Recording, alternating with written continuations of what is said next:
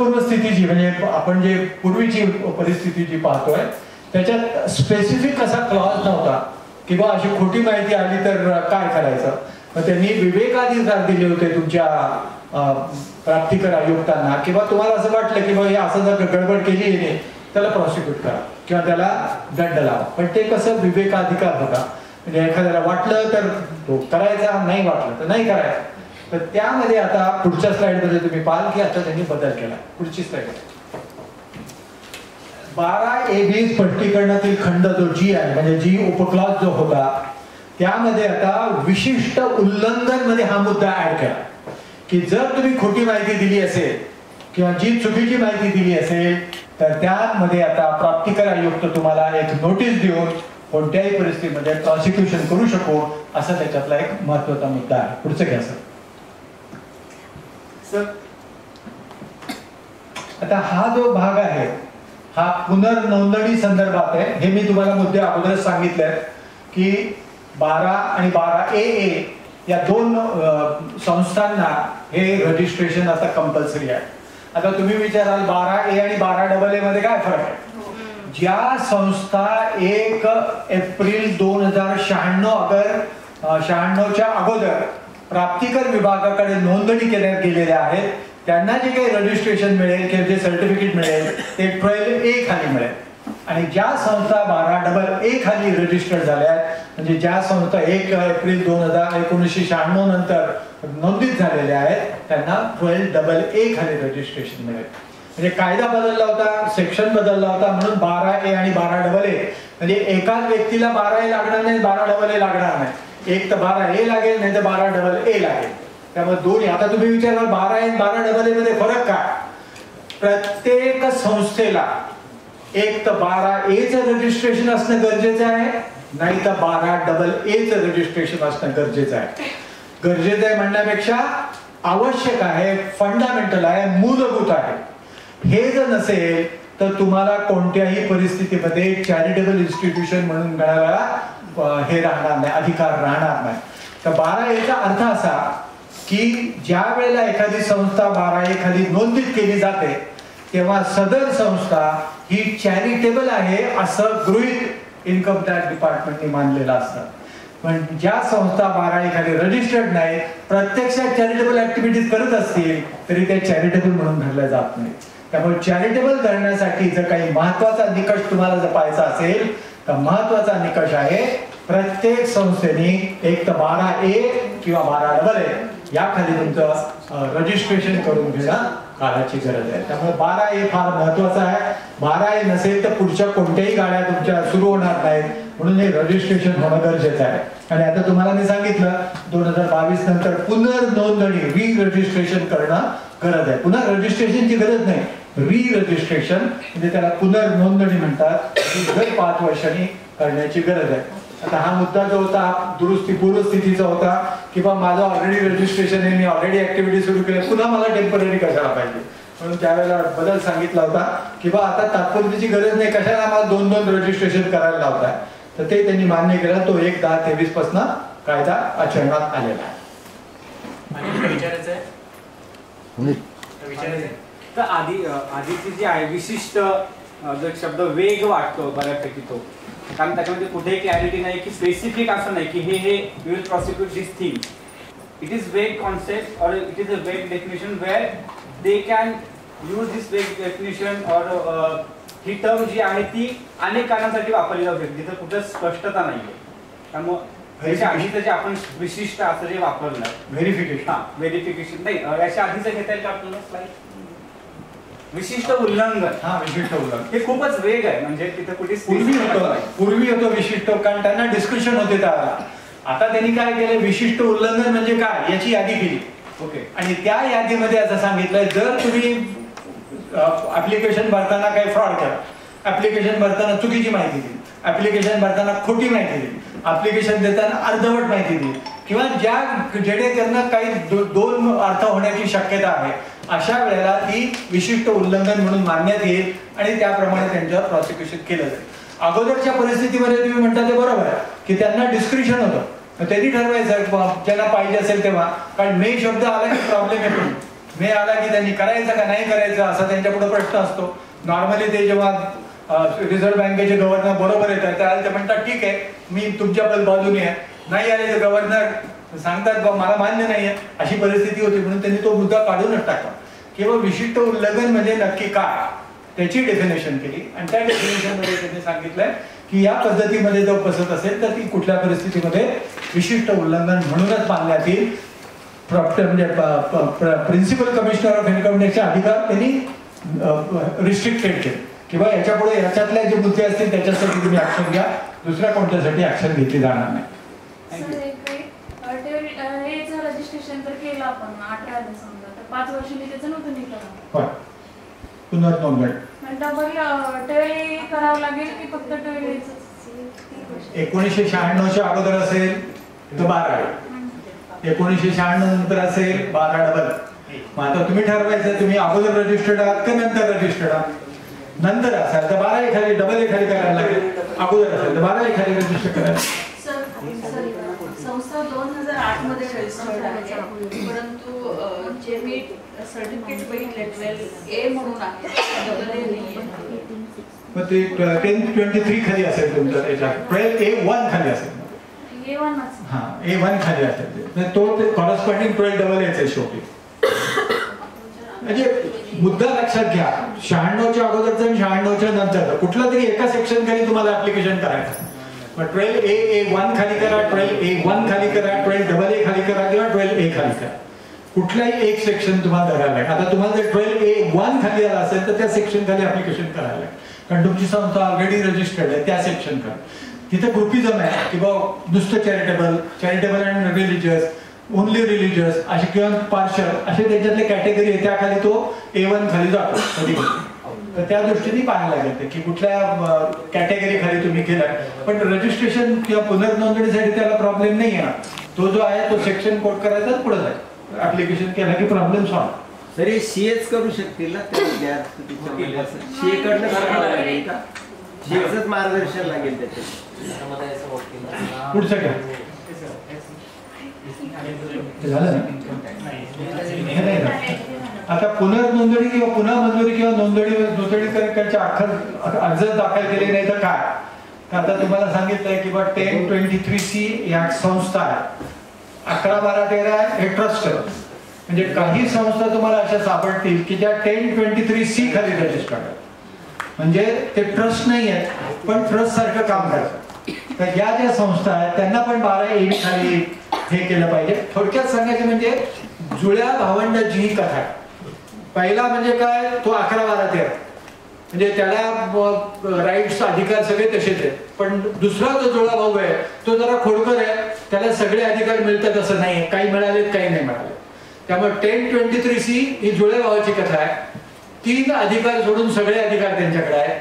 पण जो आवडता मुलगा आहे त्या आवडत्या मुलाला सर्व अधिकार दिलेले आहेत. आता याच्यातला फरक काय तो आपण नंतर पाहू.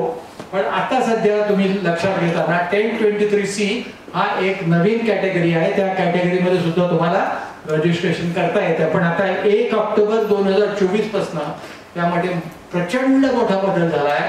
तो बदल सुद्धा तुम्हाला जाणून घेण्यासाठी आपल्याला काही स्लाइड्स अजून वेट करायला पुढे.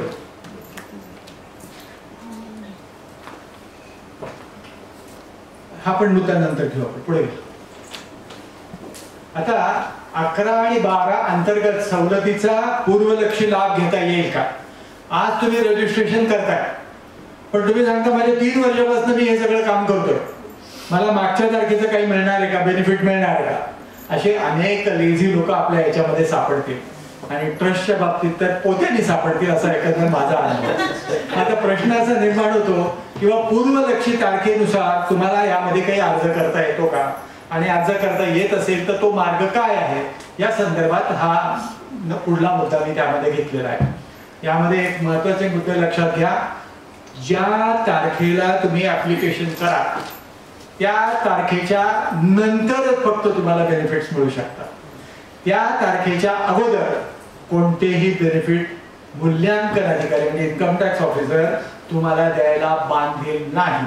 त्यामुळे समजा जर आज तुम्ही आज किती तारीख आहे, 22, 23, 24, 25 ऑगस्ट 2024 ला तुम्ही ऍप्लिकेशन केलं 25/8/2024 ऍप्लिकेशन केला म्हणजे असेसमेंट इयर 25-26.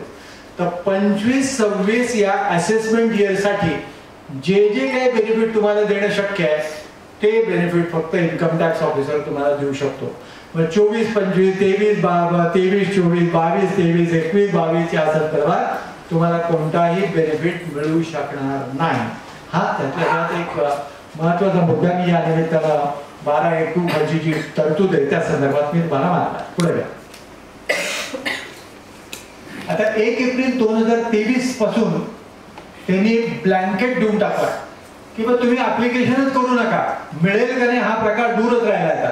आता तुम्हाला 1/4/2023 पासून जी काही तरतुदी 2, 3, 4 जे प्रोव्हिजन होत्या त्या प्रोव्हिजन टोटली त्यांनी दुरुस्त करून टाकलाय.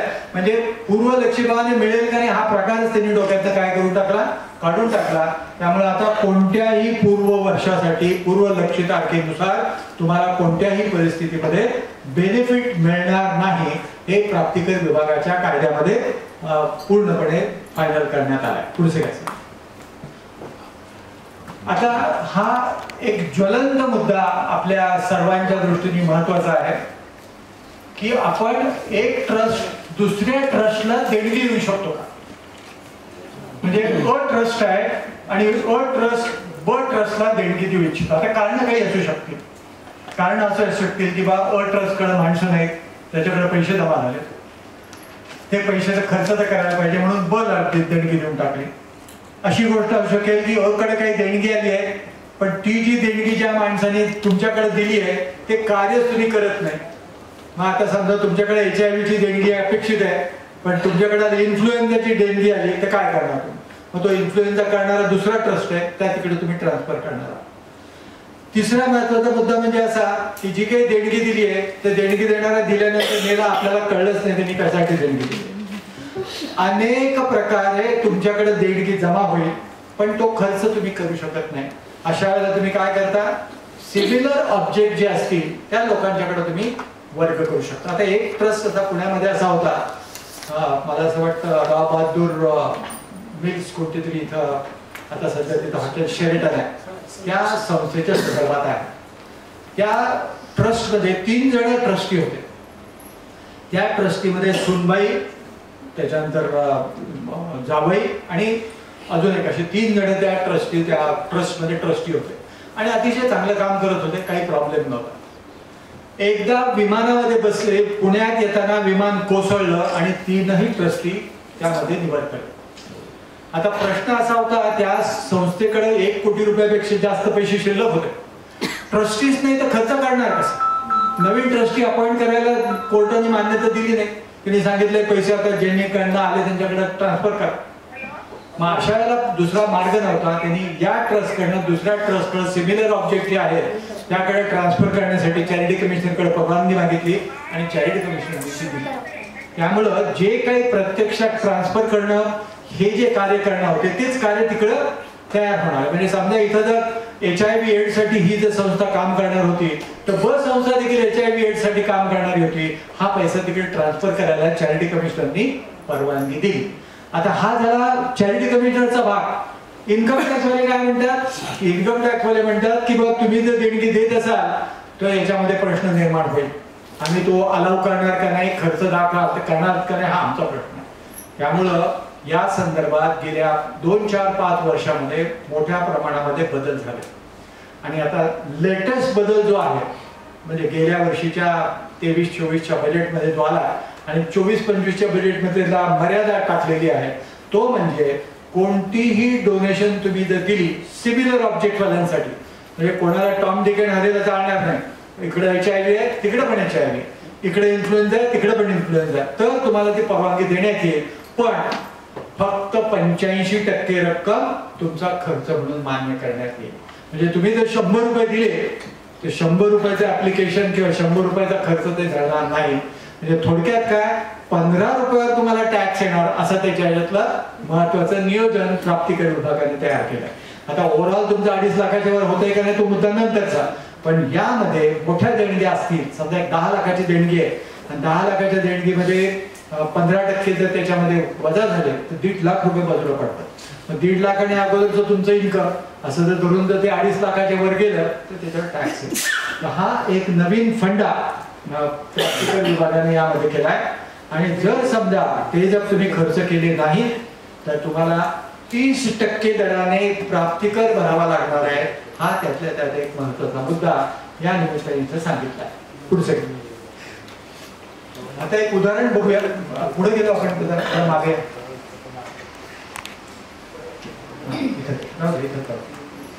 आता तुम्हाला मी सांगितलंय की 85% फक्त खर्च मान्य होईल. 15% खर्च तुम्हाला अलाउड आहे. 15% तुम्ही खर्च स्वतःकडे ठेवला तरी चालतं. आता तुम्हाला एक आणखीन एक नवीन मुद्दा तुम्हाला या निमित्ताने सांगायचा आहे की जे सार्वजनिक ट्रस्ट आहे त्यामध्ये इन्कम अँड एक्सपेंडिचर अकाउंट आपण तयार करतो. आपण रिसीट आणि पेमेंट अकाउंट तयार करतो आणि आपण ताळेबंद देखील तयार करतो. आपण नॉर्मल कोर्समध्ये काय पाहतो, इन्कम एक्सपेंडिचर मध्ये सरप्लस आहे का डेफिसिट आहे. पण प्राप्तिकर विभाग त्याकडं लक्ष देत नाही. तुमचं सरप्लस आहे का डेफिसिट आहे यामध्ये त्यांना इंटरेस्ट नाही. ते काय म्हणतात, तुम्हाला जर 100 रुपये मिळाले तर तुम्ही जास्तीत जास्त 85 रुपयापर्यंत खर्च करू शकता. तो 85 रुपये तुम्ही खर्च केलाय का नाही एवढं मला फक्त लागतं. त्यामुळे हा मुद्दा लक्षात घ्या की प्रत्यक्षात तुम्हाला सरप्लस मिळतोय का डेफिसिट मिळतोय महत्वाचा भाग नाही. आता ते 2 प्रकारचे खर्च असू शकतात. एक रेव्हेन्यू एक्सपेंडिचर असू शकतो आणि एक कॅपिटल एक्सपेंडिचर असू शकतो. रेव्हेन्यू खर्च म्हणजे जो आपण रोजच्या खर्चात असतो, जाण्या येण्याचा खर्च, प्रवास खर्च, सॅलरी आपल्या लोकांची किंवा ट्रॅव्हलिंग एक्सपेन्स काय वाटतं ते खर्च असू शकतो. इलेक्ट्रिसिटी, टेलिफोन एक्सपेन्सेस हा सगळा रेव्हेन्यू खर्च असतो. आणि कॅपिटल एक्सपेंडिचर म्हणजे काय, ज्याद्वारे आपण खर्च करतो ते प्रत्यक्षात एका वर्षासाठी नसून पुढे येणाऱ्या अनेक वर्षांसाठी तो खर्च केलेला असतो. एखादी गाडी घेतली, स्कूटर घेतली किंवा एखादं विमान घेऊन ठेवलं तर त्याचा उपयोग एका वर्षासाठी नाही, पुढे 10 वर्ष 20 वर्ष काय लागतील. आणि त्या दृष्टीने ते जे काही खर्च असेल त्या खर्चाला काय म्हणायचं, भांडवली खर्च किंवा कॅपिटल एक्सपेंडिचर. या रिसीट अँड पेमेंट अकाउंटमध्ये जे 85% बद्दल मी जे बोलतोय हे 85% रक्कम ही दोन्ही प्रकारच्या खर्चाची आहे. म्हणजे समजा जर तुम्ही चालू वर्षी 10 लाख रुपयाची तुम्हाला डोनेशन किंवा इन्कम मिळालंय तर तुम्ही 8.5 लाख रुपये खर्च करणं अपेक्षित आहे. 8.5 लाख रुपये जर तुम्ही खर्च केला नसेल आणि तुमचे 2 लाख रुपये तुमचे रेव्हेन्यू झाला तर 6.5 लाख रुपये तुम्हाला निदान भांडवली खर्च तरी करायला पाहिजे, म्हणजे कॅपिटल एक्सपेंडिचर केला पाहिजे. हा त्यातल्या त्यात एक महत्वाचा मुद्दा. पुढचं जे उदाहरण आहे हे या उदाहरणामध्ये तुम्हाला लक्षात येईल की याच्यामध्ये आपण नक्की काय केलं पाहिजे. आता हे वरचा मुद्दा बघा, एका ट्रस्टला 80 लाख रुपये मिळाले. आता कायदा काय सांगतो, 15% तुमचं एक्झाम आहे, काय करायचं तुमचं तुम्ही ठरवा. ते तुम्हाला आम्ही माफ करून दिले इन्कम टॅक्स ऍक्ट मध्ये. मग 80च्या 15%, 15 × 120, 12 लाख रुपये टोटली एक्झाम आहे. म्हणजे आता तुम्ही खर्च किती करायचा आहे, 80 लाख वजा 12 लाख म्हणजे 68 लाख रुपये तुम्ही खर्च करायचा. आता या 68 लाखापैकी तुम्ही काय केलंय, सार्वजनिक ट्रस्टचे जे मेन ऑब्जेक्ट्स आहेत त्याच्यासाठी तुम्ही 20 लाख रुपये खर्च केले. म्हणजे राहिले किती आता, 48 लाख रुपये. आता या 48 लाख रुपये जर तुम्ही खर्च केले नाही तर यावर तुम्हाला 30% टॅक्स भरावा लागणार आहे. आता तुम्ही काय म्हणता, अरे बाबा 30% 48 लाख म्हणजे फार होईल. मग मी काय करतो, एका सार्वजनिक संस्थेला त्याची देणगी देऊन टाकतो. म्हणून काय केलं त्यांनी, 48 लाख आणि स्वतःचे 2 लाख म्हणजे त्या ट्रस्टची अशी करून 50 लाख रुपयाची देणगी देऊन टाकली. आता या 50 लाखापैकी तुम्हाला आता सांगितलं फक्त 85% रक्कम त्याची मान्य होईल, बाकीची रक्कम काही मान्य होणार नाही. ती मान्य झाली 42.5 लाख रुपये. तुमचं इन्कम टॅक्सेबल होतं 48 लाख, त्याच्यातनं 42.5 लाख रुपये वजा होतील, राहिले 5.5 लाख रुपये. 5.5 लाख रुपयावर तुम्हाला 30% दराने प्राप्तिकर भरावा लागणार आहे. जे पूर्वीच्या कालावधीमध्ये ही अमेंडमेंट येण्याच्या अगोदर काय झालं होतं, तुम्ही जर 50 लाख दिले तर ते सगळे 48 लाखातनं वजा झाले असते आणि 48 लाखातनं वजा केले ते अमाऊंट राहिली असती 0. पण या 15%च्या नवीन क्लॉज मुळे आता त्यांना 5.5 लाख रुपयावर 30% दराने त्यांना प्राप्तिकर भरावा लागणार आहे. हा चालू वर्षीचा यामधला बदल आहे की आपण किती खर्च करायला पाहिजे. त्यामुळं एक फॉर्म्युला लक्षात ठेवा, जी रक्कम आपल्याकडे जमा होईल त्याच्यातले 85% खर्च आपण करायलाच हवा. तो केला नाही तर काय होईल पुढच्या अजून आपण बघूया, अजून त्याच्यात मार्ग आहे किंवा आपण कसे वाचू शकतो पैसे. पण बेसिक तत्व आपल्याकडे काय आहे की 85% खर्च करायलाच हवा, चॉईस नाही. जर कमी केला तर जेवढा कमी पडेल त्याच्यावर टॅक्स, जास्त केला तर काय होईल तो पण मुद्दा आपण बघू, आपल्याला कॅरी फॉरवर्ड करता येतं का किंवा कसं. पण या दृष्टीने पाहायचं झालं तर देणगी देण्याचा ऑप्शन शेवटी ठेवा, कारण देणगी देण्याने काय होणार आहे त्याच्यातले पुन्हा 15% वजा होणार आहेत आणि अल्टिमेटली आपल्याला थोडाफार जो टॅक्स आहे तो भरावा लागणारच आहे. पण मोठा टॅक्स न भरता छोट्या प्रमाणामध्ये तुमचं समाधान होणार आहे. थोडक्यात शेफ्टीवर निभावलं असं म्हणता येईल फार तर डोनेशन दिले तर, अदरवाईज नॉर्मल कोर्समध्ये ती शक्यता आपण विचारात घेतली पाहिजे. सर पुढे आता हा एक महत्वाचा मुद्दा आहे फॉर्म नंबर 10 आणि फॉर्म नंबर 9A. हे खरं दुपारच्या सेशन मध्ये आहे पण अगोदरच मी आता चर्चा करून घेतो कारण आता यामध्ये आपला रेफरन्स निर्माण झाला. आता तुम्हाला कल्पना आहे की सगळा खर्च जो आपल्याला उत्पन्न जमा होईल ते त्याच वर्षात 85% खर्च करायला. 10 लाख रुपये मिळाले, 8.5 लाख रुपये काय केले पाहिजे त्या आर्थिक वर्षातच संपले पाहिजे.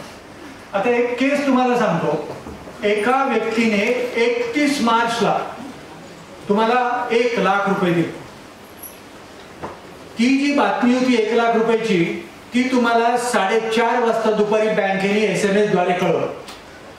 तुमचा फोन तुम्ही व्हॉट्सअप त्या दिवशी पाहिला नाही. संध्याकाळी घरी गेल्यावर तुम्हाला आठवलं अरे काय दिवसभरात पाहिलं नाही बघूया. पाहिल्यावर तुम्हाला रात्री 9 वाजता 31 मार्चच्या रात्री तुम्हाला असं आढळलं की आपल्याला 1 लाख रुपये मिळाले. आता 1 लाख रुपये जे मिळाले तर 85% खर्च त्याच वर्षात पुरा व्हायला पाहिजे. मग तो तर झाला नाही आता इथं, मग त्याच्यावर टॅक्स भरणार का असा त्याच्यामध्ये मुद्दा आहे. तर यासाठी एक फॉर्म 9A हा नवीन डिव्हाइस केला आहे 20 वर्षापूर्वी आणि त्या फॉर्म 9A मध्ये तुम्ही जी काही माहिती आहे तुम्हाला 31/5 मिळाली किंवा जो पैसे खर्च झालेले नाहीत असे असू शकतं 31 जानेवारीला तुम्हाला पैसे मिळालेत पण ते तुम्ही खर्च नाही केले. 85% खर्च व्हायला पाहिजे पण तुम्ही नाही खर्च केले आणि असे पैसे तुमचे 25%. मग हे 25% जे काही खर्च असतील हे तुम्ही 9A फॉर्म मध्ये स्पेसिफाय करू शकता. आणि त्यामध्ये काय तरतूद आहे, ज्या रकमेची नोंदणी 9A फॉर्म मध्ये झाली आहे आणि ते जो 9A जो फॉर्म आहे तो जो तुम्ही प्राप्तिकर विभागाकडे इन्कम टॅक्स रिटर्न दाखल करण्याच्या अगोदर 2 महिने जर दाखल केला असेल तर त्या पुढल्या वर्षामध्ये जरी तुम्ही खर्च केला, जरी पुढल्या वर्षात तुम्ही जरी खर्च केला तरी अगोदरच्या वर्षात तो खर्च केला आहे असं प्राप्तिकर विभाग समजू शकेल. त्याला dimming provision of application of funds असं म्हणतात. डीम्ड ऍप्लिकेशन हा एक नवीन कॉन्सेप्ट आहे. डीम्ड ऍप्लिकेशन म्हणजे त्या वर्षात खर्च झालाच नाहीये, तुम्हालाही माहिती मलाही माहिती प्राप्तिकर विभागाला माहिती, पण कायदा काय म्हणतो जरी पुढल्या वर्षात तुम्ही जरी खर्च केला असला तरी तो खर्च त्या वर्षात खर्च झालाय असं प्राप्तिकर विभाग काय करेल गृहीत धरेल. त्या प्रोव्हिजनला डीम्ड ऍप्लिकेशन असं म्हटलं जातं.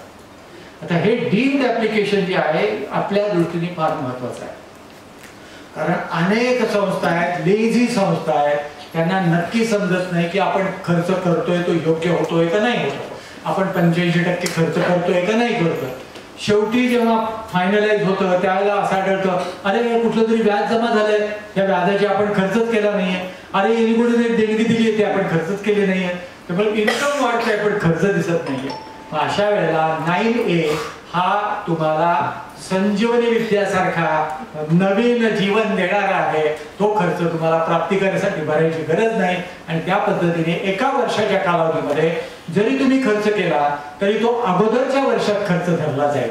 आता एक डीमिंग प्रोव्हिजन तुम्हाला माहिती आहे, ऑफिशियल गॅजेट किती लोक वाचतात, कोणीच वाचत नाही आणि ते वाचण्यासारखं नसतं. पण ज्या वेळेला एखाद्याचं आडनाव त्या ऑफिशियल गॅजेट मध्ये पब्लिश होतं त्यावेळेला तुम्ही वाचलं असो अगर नसो, कायदा काय सांगतो तुम्ही वाचलाय नुसतंच वाचलं नाही, मी कळलं पण आहे, नुसतंच कळलं असं नाही, तर ज्या माणसाने ते नाव प्रसिद्ध केले त्याच्या ओरिजिनल हेतूप्रमाणे तुम्हाला ते कळलेलं आहे. आता उदाहरणार्थ एखाद्याचं नाव जरा अगली असतं, कधी गाय कुत्रे असं असतं, तर आपण एक कावळे घेऊ, एखाद्याचं नाव कावळे, त्याला कावळे नाव नको.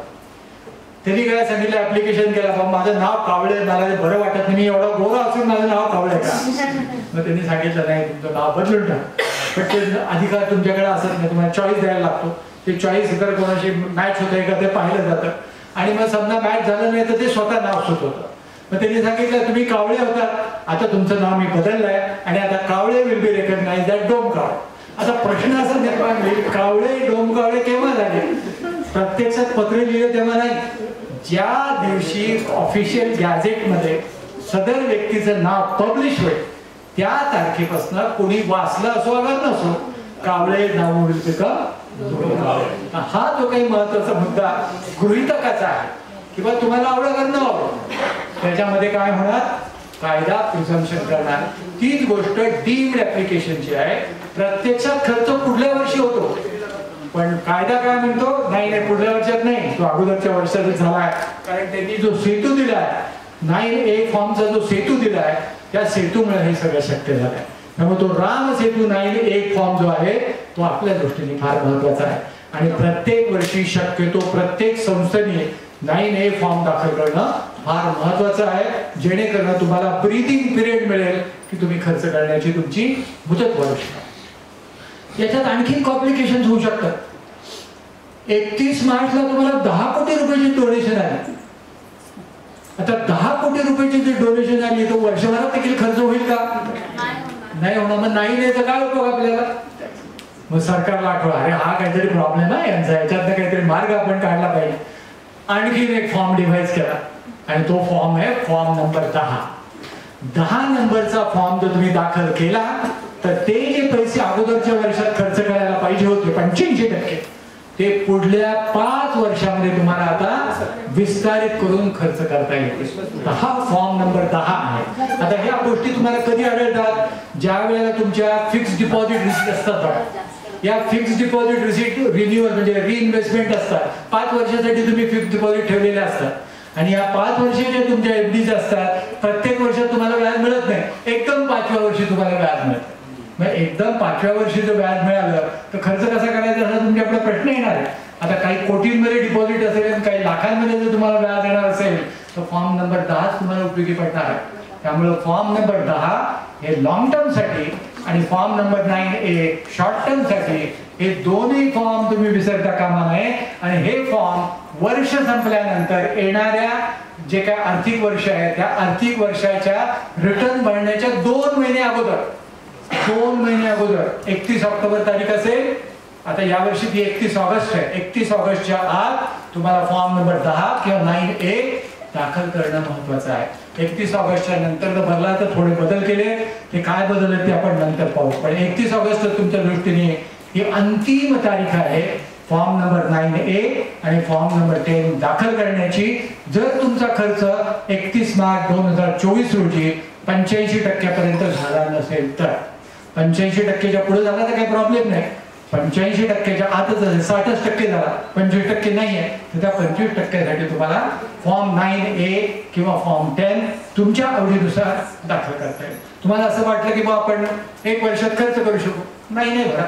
तुम्हाला वाटलं बाबा 1 वर्षात नाही खर्च होऊ शकत, 10 भरा किंवा 9A भरा अगोदर आणि नंतर मग सांगा की वर्षापर्यंत तोही खर्च होत नाहीये, पुन्हा 9A दाखल करता येईल. पण ते प्रत्येक वर्षी दाखल करायला लागेल. यासाठी सुलभीकरणासाठी एकच 10 नंबर दाखल केला की 5 वर्ष तुम्हाला कॅरी फॉरवर्ड करायला काही प्रत्यय नाही, प्रॉब्लेम नाही. हा त्यातल्या त्यात महत्वाचा मुद्दा.